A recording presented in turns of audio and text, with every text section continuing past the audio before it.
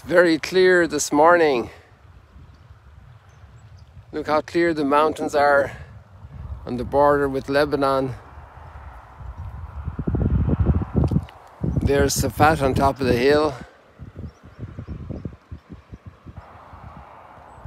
Incredibly clear. Look at Mount Hermon right there. That's Mount Hill there. Good. There you have Mount Hermon.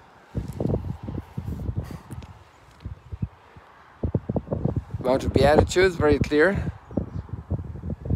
And look, we're looking right across here.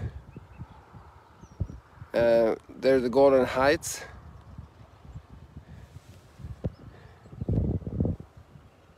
Yeah, this spot here. Look at this in the very center of the screen. That spot there, that hill in the background behind the first level, which are the Golan Heights, right behind that is inside the present border of Syria. And then we come down here with the sun rising almost, not yet, it's very close. And at the end of the Golan we see Jordan down there behind Tiberias. Like you look across between Tiberias there and on the left the Golan. That ridge down there in the south, that is Jordan, present day Jordan. The area of the Decapolis. So we're up here again. The other day we were here for, this is the graveyard. We're on top of the, all this area here is the ancient graveyard of Magdala. And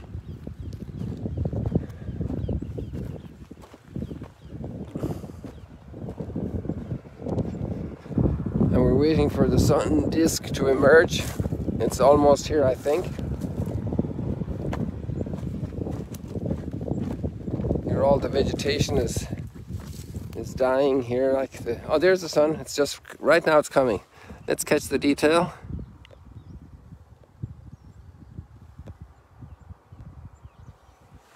There you see the sun disk emerging. Isn't that interesting to see the little detail on the brow of the hills there? Maybe trees or other structures, houses. And there comes the sun. Ever more clear. And we don't see the shadow on the water yet, but that reflection will be coming.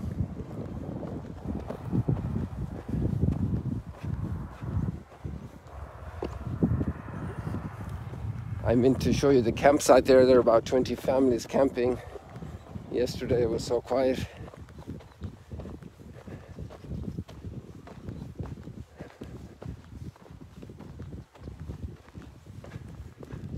We have all Mount Arbel for ourselves this morning. I don't see any critter at all.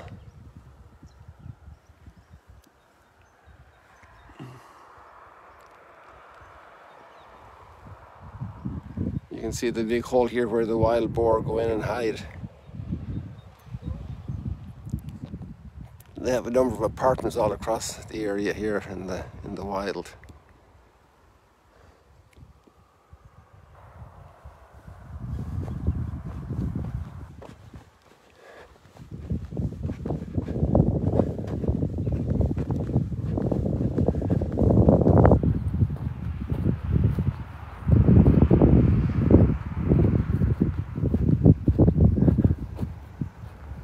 So this is the first time I'm taking notice of the buckthorns completely without leaves.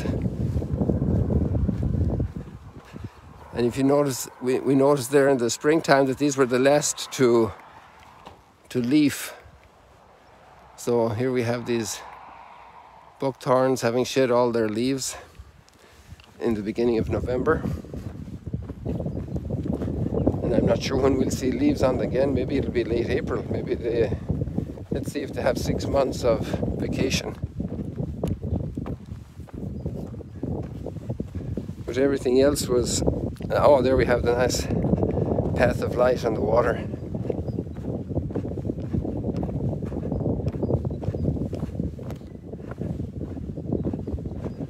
And we're heading on our path here.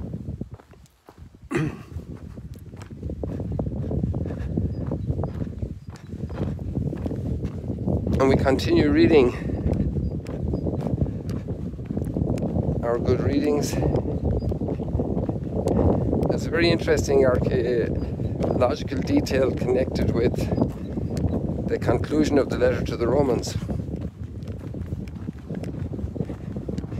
It's a very human moment where they're saying goodbyes, they're saying greetings to those in Rome, which means then that Paul did know quite a few people in Rome. I said something different the last couple of days, that he was writing to, or yesterday, he was writing to a community he didn't know.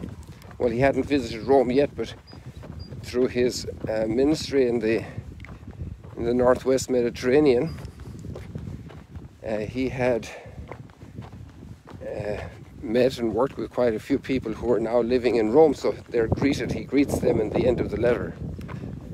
And then the fellow that's writing the letter, the scribe, and I don't have the phone open in front of me right now, so I can't tell you his name. I think it wasn't Tertius. But anyway, maybe it was Tertius, which means the fourth guy. Sorry, the third guy. No, Tertius is the fourth guy. Or is it the third guy? The third guy. Tertius is the third guy.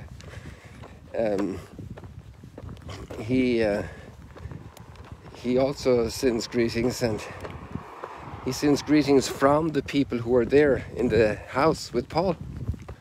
Paul is dictating a letter, and there's a scribe writing. And actually in some of the letters Paul writes some words with his own hand. He said, now I'll write something with my own handwriting. His own signature was like his selfie moment at the end of the letter.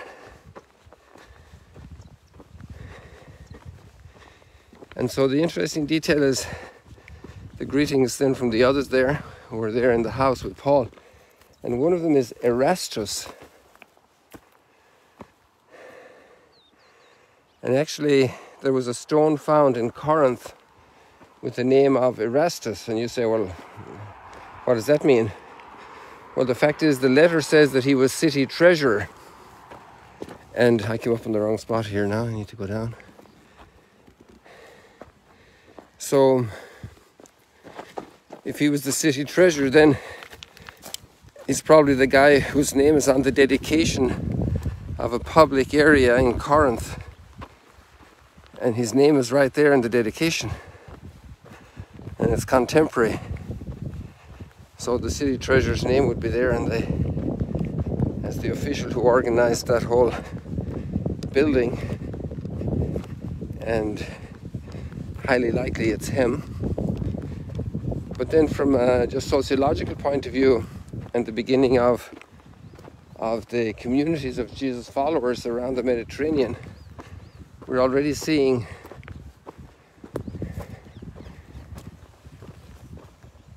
these high-level officials are completely in the inside of the community. They have accepted the gospel. They've accepted the message of Christ. I find that very amazing. How from the shores here of the Sea of Galilee, in less than 30 years, the treasurer of Corinth is a very big city. And let's say the emperor is visiting in Corinth, and there'll be some people at the banquet sitting beside him from Corinth, and some of his own people from Rome will be with him, and some of the big magnates from Corinth. And the way I think about it is, if Erastus, the city treasurer, doesn't have a seat at the table, which means there's even bigger guys there, at least he'll find a photo opportunity with an urgent fax he needs to take to show to the emperor that just came in. So, you know, it's amazing that the gospel proclamation and the community, because it's not just a proclamation that he heard, like he's a member of the community, he's an insider. So at that level already, the gospel has penetrated. That's very interesting. Sociological fact. The gospel doesn't have limits. It penetrates. It penetrates. You know, when the gospel came to Ireland, the High King didn't actually accept the faith, but he gave permission to to Patrick. And because of that, he had free rein to proclaim the gospel all over the country. It's interesting how human societies, how society works everywhere. The importance to pray for leaders opening their hearts, because it opens up spaces for proclamation. The importance to pray for leaders who close their hearts and to act against the spreading of the faith.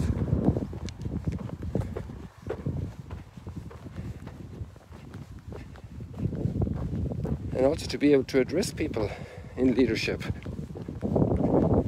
I just read notes yesterday on a conference held at Rome on artificial intelligence. It's a huge field, a burgeoning field that's one person is growing at said it's growing at a warp speed. It's growing immensely. And the whole reason for hosting the debate in Rome was organized by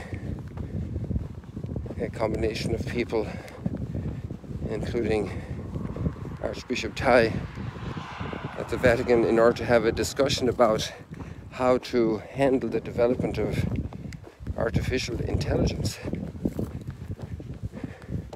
so that the human rights and the place of the human being is not neglected. So deep consideration is given to the human being, that human beings develop artificial intelligence, so human beings can't let that out of their purview. They can't let it grow wild. There has to be rules of the road, so to say. Cars were developed, they allowed us to travel at 100 miles an hour, 100 kilometers an hour, 60 miles an hour, 70 miles an hour. And so we needed to have rules to protect life. So there are two sides of the road to drive on. So there are expectations of how the person will be respected. There are crossings for pedestrians, and the cars have to stop.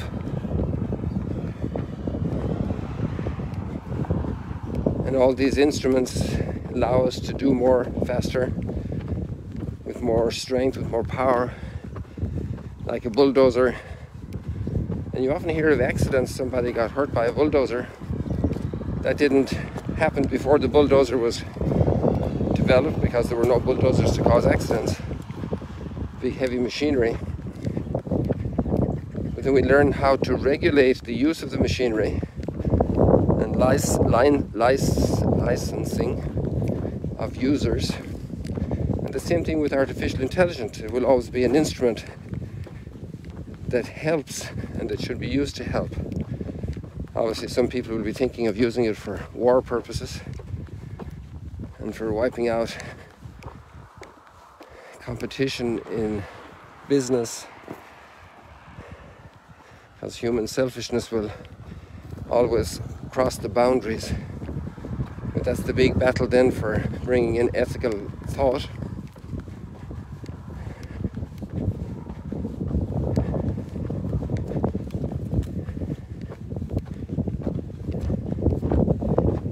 And then education, values education,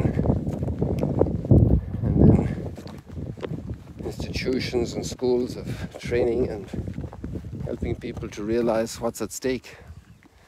And in a certain sense, that's kind of an explanation of the gospel today, because Jesus says to be able to use dishonest wealth in order to prepare for heaven.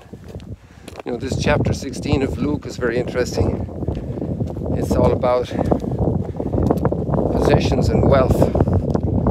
So if you have any issues with possessions and wealth, then read chapter 16 of Luke. There are obviously many other texts in the scriptures. Even the book of wisdom, the book of Proverbs will give us many lights. But also in the gospel, with the way Jesus lived, he became poor to enrich us, to bring us salvation. And there's extraordinary light in chapter 6 chapter 16 of Luke's gospel is very helpful. There we have the parable of the rich man and Lazarus.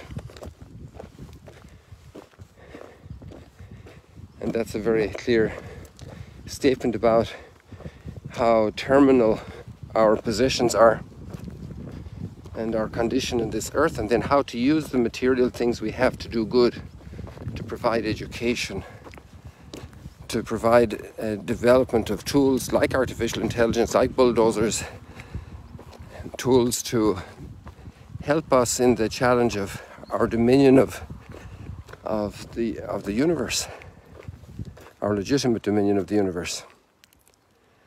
Not to destroy the universe, to build it up, like growing plants and gardening and fruit cultivation, horticulture, all the dominion of the earth, and then how we need to be careful how to use all these things so that our world becomes a better place, that we leave a better place to children and grandchildren, next generations. And we can thank the Lord with the words of the Psalm for creating us and putting us in this amazing world. I will praise your name forever, Lord. Psalm 145, so filled with praise. I will praise your name forever, Lord. Every day will I bless you. Every day will I bless you.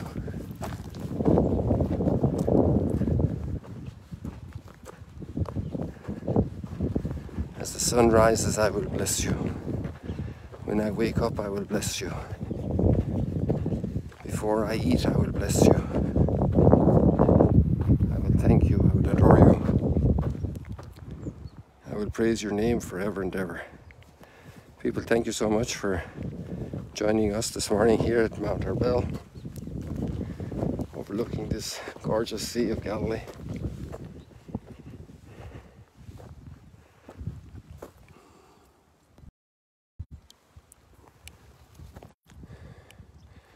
So it's just good. It's good to be here. Good to be here with all of you. Thank you for all the sharing, for all the initiative we talked about yesterday. All the initiatives you do to share, to spread the word to.